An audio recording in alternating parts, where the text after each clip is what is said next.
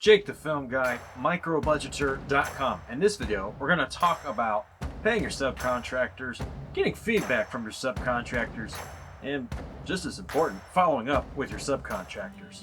Love is a burning thing, and it makes a fiery ring. First things first, we're going to talk about paying your subcontractors.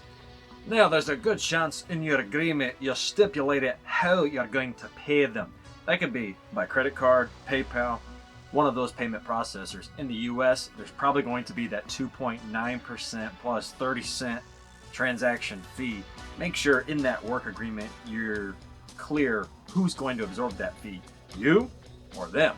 If you're doing good old-fashioned checks, you need to make sure that you not only write down the names of your subcontractors and the amounts, but also the check numbers that you're going to be issuing. Because if they get lost in the sauce, you're going to have to talk to your bank and have them put an APB out to stop those checks.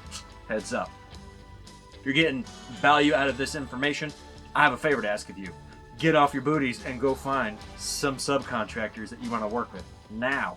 I don't care about likes and subscribes. I want you to put this information to action. Even if you don't have a film or a video in the works, the reality is at some point you're going to need some help. So start those relationships now. Bonus points, find somebody that doesn't look like you, doesn't think like you, probably doesn't even listen to the same news channel as you. Find somebody that will stretch you and challenge your way of thinking, because I tell you what, that's one way you can show Christ-like love. Be inclusive, be diverse, and surround yourself with people that don't just reinforce your own biases. Okay, back to the content. The next thing you need to be able to do with your subcontractors is get raw, honest feedback. Ask them hard questions like, what was the highlight of today's shoot? Well, that's an easy question, but you can always follow that up with, what was a low point of today's shoot? What's it like being on the other side of me during that chaotic moment we had?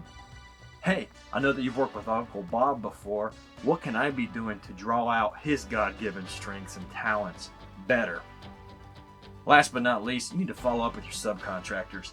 This is a great chance for you to find out their birthday, anniversary, if applicable, and if they have kids that they've brought to the set, find out when the kids' birthdays are. I do this with my volunteers. It's a nice way to stay in touch with people because you want to be building into these relationships, not just picking up the phone or shooting them a text when you need them for a project. Stick around. If you go to the blog, you can find on this post an actual contract that you can look at and learn from, but heads up, its use or misuse is your responsibility. I am a poor substitute for legal counsel. And if you found that helpful, I got something even better coming down the pipeline for you. Pretty soon here on the blog, you're going to be able to find a really boilerplate subcontractor work agreement that you can look at, one that I signed, and perhaps there's a thing or two, an opinion or two that I can share with you about how to use it. Till next time, keep creating with the King.